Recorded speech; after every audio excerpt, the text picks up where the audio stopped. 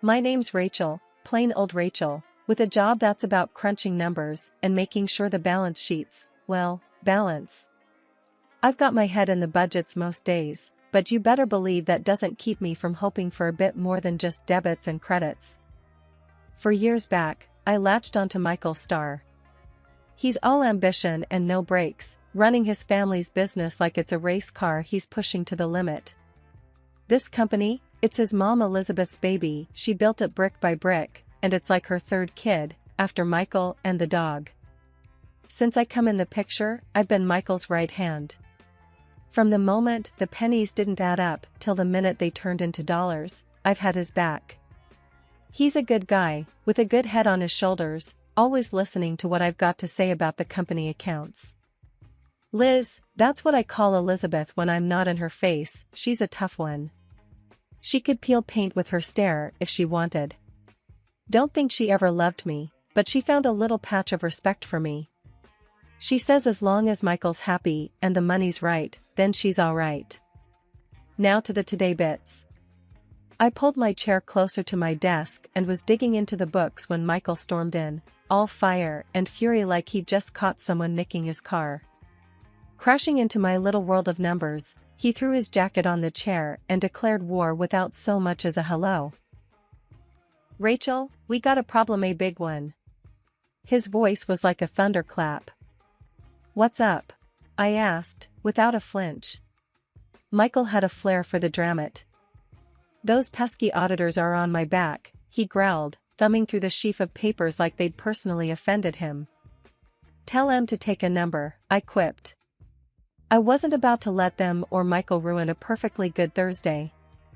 He cracked a smile, though. Sure, and who'll face the music then, you? They're sniffing around Elizabeth's last deal like it's got a bad stench. I sighed. Then we'll give them roses to smell instead. Where's the fire? Point me at it. He relaxed a bit and flopped down across from me. I knew the score. Michael gets the heat, I find the way out. It was a dance we had gotten used to. I need you to look over everything, okay? Can you do that for me, Rachel? His eyes were asking politely, but his tone meant business. You got it, boss, I said, cracking my knuckles. I'll dive in and you'll have those auditors eating out of your hand. The door swung shut behind him, and I was alone again with the ghosts of numbers yet to be tamed. It didn't scare me. The numbers never did. It was only when they didn't add up that my stomach knotted, because those rare times spelled trouble. That was the gauntlet thrown, so I picked it up. The real figures from the deal sat snug on my hard drive, waiting for me. I just had to prove that Liz's deal was squeaky clean. For Michael, for the company, and, hell, for my own peace of mind. So I settled in, glasses perched on my nose, ready to wage war with spreadsheets and bank statements. It was going to be a long night, and the coffee pot was my only ally.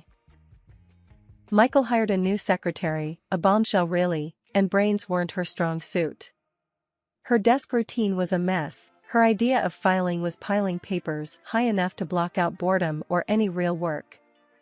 I couldn't deny she had a presence, though, like a walking, talking beauty advert. At Elizabeth's for dinner, it was a small gathering, just Michael, Elizabeth, and me. The clinking of cutlery mixed with the dull hum of the oven in the background as we sat down to eat. You could find someone more capable, I said, pushing a pea around with my fork. Michael gave me a look, his smile flat as weak old soda. Jealous, Rachel? Of Samantha's looks? His tone had a bite, a challenge. My face got hot fast, but not from shame.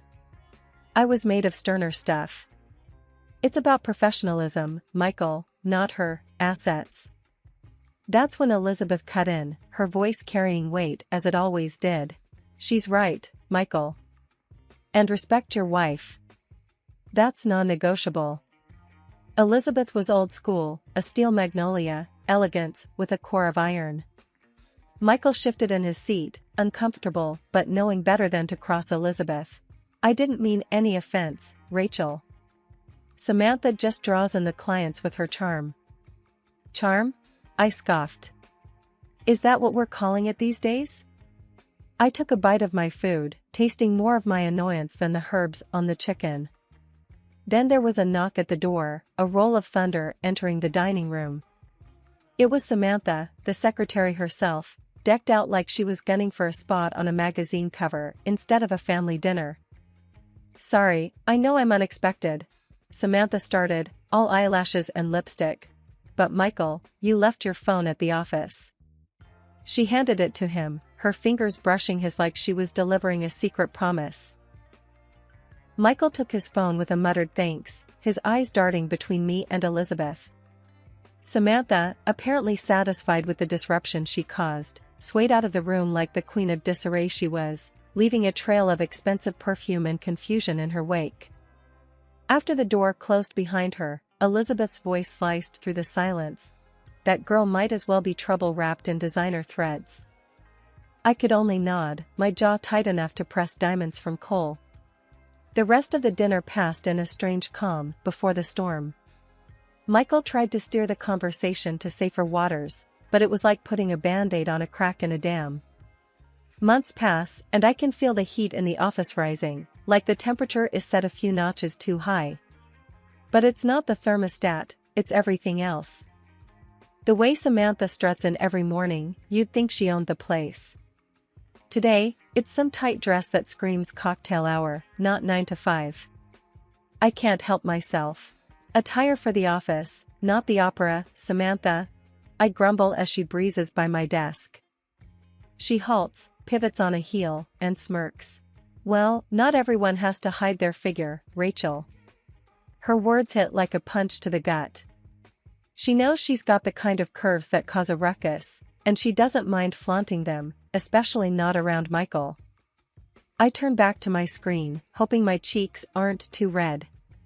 I feel the eyes on me, the whispers that burrow under my skin like ticks. They're eating this drama up, bit by juicy bit. I catch a glimpse of Samantha leaning over Michael's desk, laughing a bit too loud at something undoubtedly not funny. Michael's eating it up, the idiot. There's a smirk on his face that makes my fingers itch to wipe it right off. I hear them making plans to leave together, their voices a mix of excitement and hushed tones. The whispers around me crescendo. The shared rides home we used to enjoy, chatting about nonsense or sometimes in comfortable silence, they're history now. It's all Samantha, all the time. Lunchtime becomes a solo act. I grab my sandwich and sit at the corner table, pretending not to notice the gap that's grown since Samantha arrived. It feels like I'm sitting in no man's land, while everyone else is at the cool table. Later, I confront Michael in the break room. He's sipping a coffee, looking relaxed. Too relaxed. So, this thing with Samantha, what's that about? I ask, trying to sound casual. Oh, come on, Rachel. It's nothing. We're just colleagues, Michael says, with a shrug that's supposed to be convincing. Friends don't look at each other like that, Michael. I insist, crossing my arms. You're not fooling anyone. There are whispers, Michael. He laughs, a harsh sound that scrapes against my patience. Oh, please. There's always office gossip. Grow a thicker skin. I leave the break room, leaving Michael with his so-called advice and his arrogance. The words bounce around my head, grow a thicker skin. Right. Because that solves everything. One day I went into Michael's office to get the documents. What I saw felt like a jab to the chest. There they were. Michael and Samantha hugging each other, his arm tight around her waist like she's some sort of prize he won. Michael stammers, looking like he's just seen a ghost. Meanwhile, Samantha wears this smug grin like she's got one over on me. Really, Michael? I said, my voice cut through the silence like a knife. This is what's been going on. Michael's face was dripping with sweat, his shirt collar soaked. It's not what it looks like, he says, his voice all shaky like he's trying to convince himself more than me. Samantha, still standing there with that irritating smile, says, calm down, it's just a hug. Just a hug? I snapped back.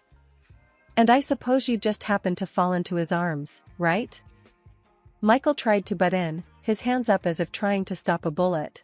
Listen, we were just... I turned on my heel, not wanting to show them how much it hurt. I could hear him behind me, his footsteps on the expensive office carpet. Wait, let's talk about this. Please. I only stopped when I reached my office, turned the lock with a click that sounded like finality. I leaned against the door, the solid wood against my back feeling like the only steady thing in that moment. I didn't want the whole place listening in on the drama. I kept my voice even, almost cool. Michael, what do you want from me? To stand here and take this? Listen, he began, whispering through the crack where the door met the frame. It's a misunderstanding, that's all. I scoffed at that weak excuse. Misunderstanding? I said, louder now. I know what I saw. I could see his shadow moving back and forth under the door. He was pacing, a dead man walking. I could hear him muttering, trying to string together the right words as if they'd work like some magic spell. I sat at my desk, cold metal against my fingers while I thought about all the lies, all the late nights I'd been a fool to believe were for work. A knot tightened in my gut. Everything was clear now. I wasn't going to stick around to be played for a fool. After a while, the pacing stopped, and the shadow under my door disappeared. I wasn't going to be interrupted anymore. I didn't need an explanation, none would be good enough, and I sure didn't need the rumor mill of the office spinning tales about my personal life. The rest of the day was just a blur. Papers, phone calls, the clack of keyboards, it all mixed together in a meaningless cacophony. The real noise was in my head, the voice telling me I'd been blind. I remember the evening air was still when Michael stumbled through the door. His steps were uneven, loud in the timid quiet of the living room. Rachel, he started, his voice had a jittery pitch, like the buzzing of a faulty light. Samantha's pregnant, he blurted out. I felt my heart splinter, but my face didn't flinch. So, that's it then? I asked, my voice barren of the warmth it used to carry for him. Yeah, I guess it is, Michael replied, rubbing the back of his neck like he always did when cornered. His eyes didn't meet mine. Look, Rachel, I'm done. You're just not exciting anymore. I want a divorce. My throat was dry, felt like it was stuffed with cotton. Fine, I said, the word cutting the air like a knife. Silence stretched between us, aching and dense. He shuffled his feet, clearly wanting to escape. So, that's it, you're just going to let me go? Michael's voice had a scornful edge, but underneath it was surprise, maybe even disappointment. That's it, I replied flatly, every word laced with the ice that had settled in my chest. All right, then. He turned and walked out, taking no more than a suitcase and leaving a whirlwind of broken vows behind. I stood motionless, the ghost of our love story wilting in the gathering dusk.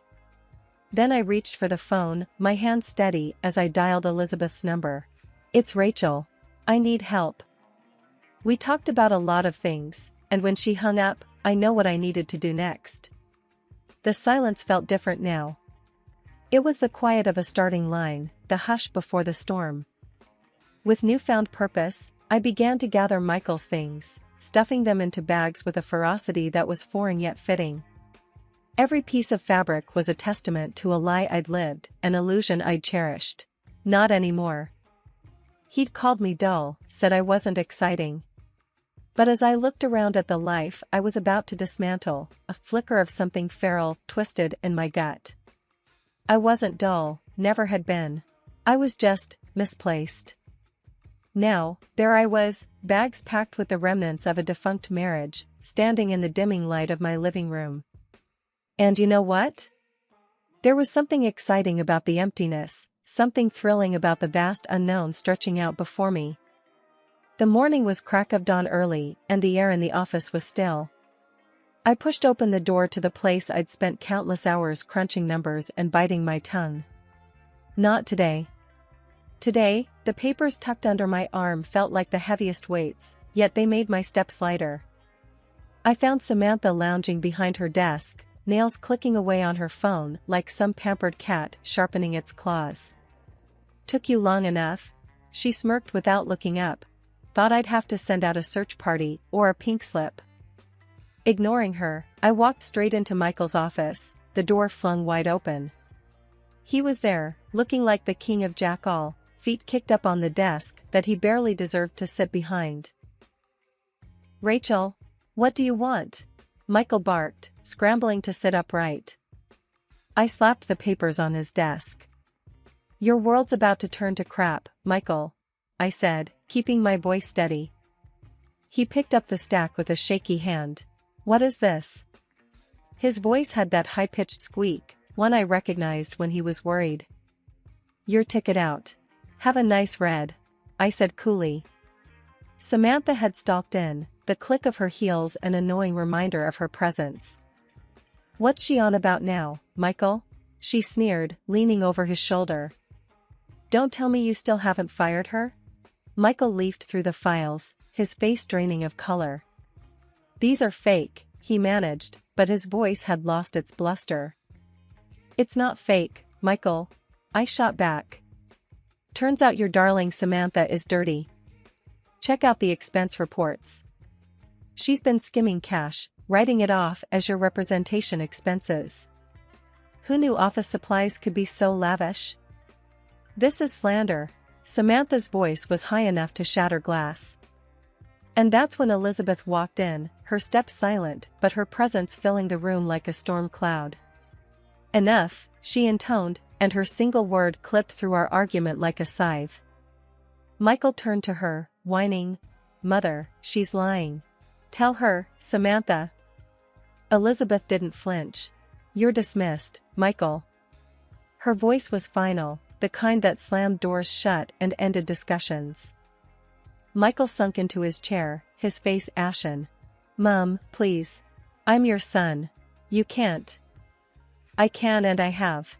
Elizabeth stood, unwavering. It was like the whole room held its breath, even Samantha. And then she laughed.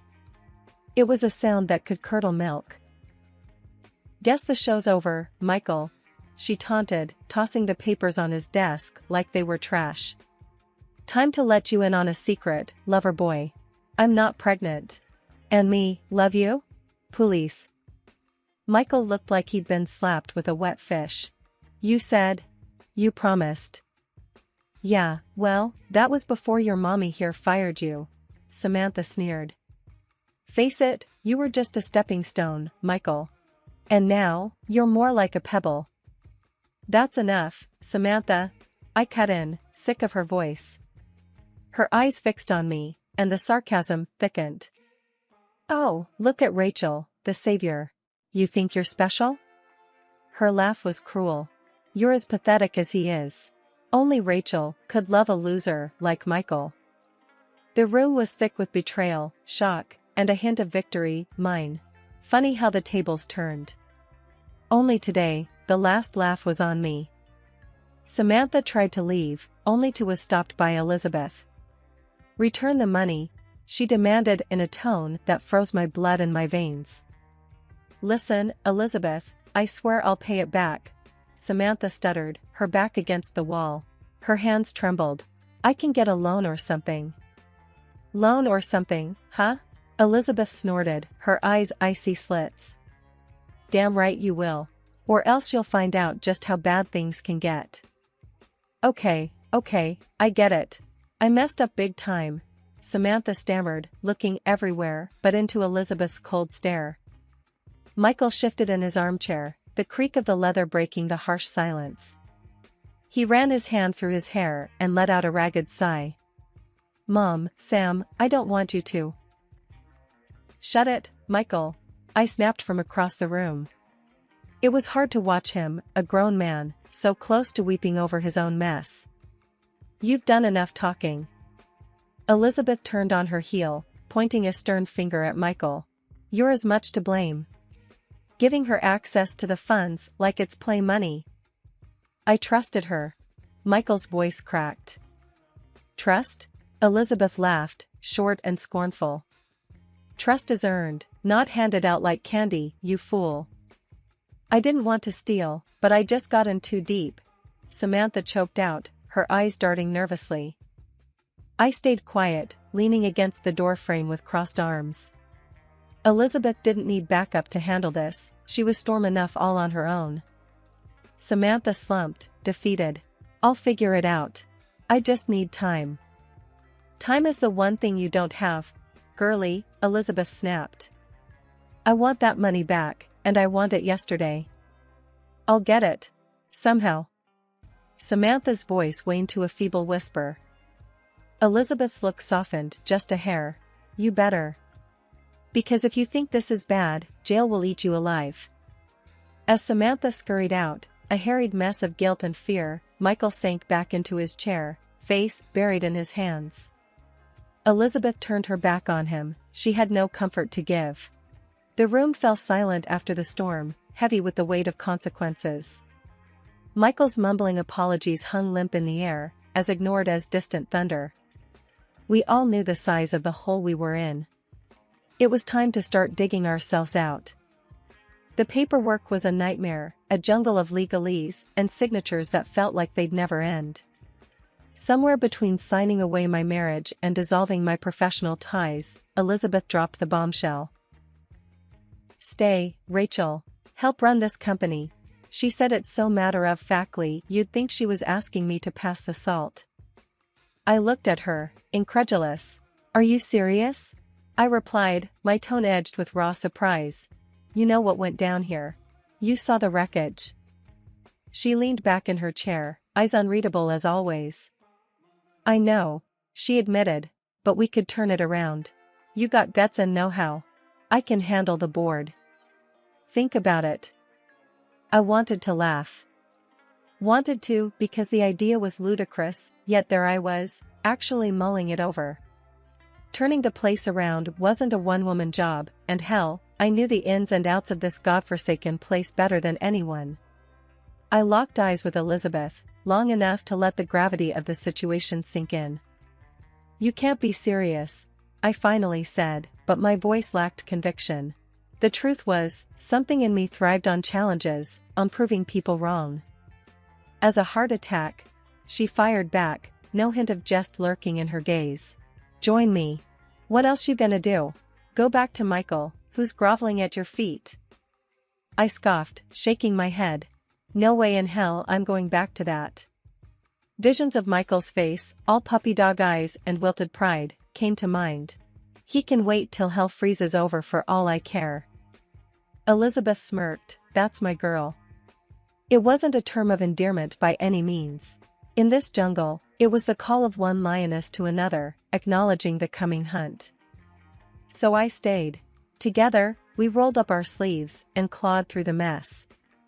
Day in and day out, we navigated through the crap storm, her iron will and my relentless drive combining into a force to be reckoned with. And Michael? He became a ghost, drifting on the edges of my new life. Sometimes I'd catch a glimpse of him, lurking, a shadow of man who'd lost his gambit. Part of me might have felt a sliver of sympathy, but I had a company to resurrect. Elizabeth and I had one last showdown with the board. The old boys didn't know what hit 'em. We walked into that room, reports in hand, sharp as knives. I remember the head of the board, a slippery named Jenkins, trying to undermine us with some comment. You ladies sure you want to keep playing in the big leagues? He chuckled, a chorus of wheezing laughs echoing him. Elizabeth shot him a look that could curdle milk. Playing? Jenkins, we rewrote the damn rulebook. Now, sit down, shut up, and watch how it's done. We laid out our strategy, outlined our successes to date, and projected the future with such precision even Jenkins couldn't find a foothold for his snide remarks. Walking out of there, I couldn't help but feel a wildfire of triumph roaring through my veins. We'd conquered, and the climb was brutal, but damn, the view from the top was something else. As for redemption? That's a long road, best walked alone. Michael would have to find his own way because as the sun set on the old company and rose on the new, I'd found mine, right alongside an ally no one, including myself, would have ever expected.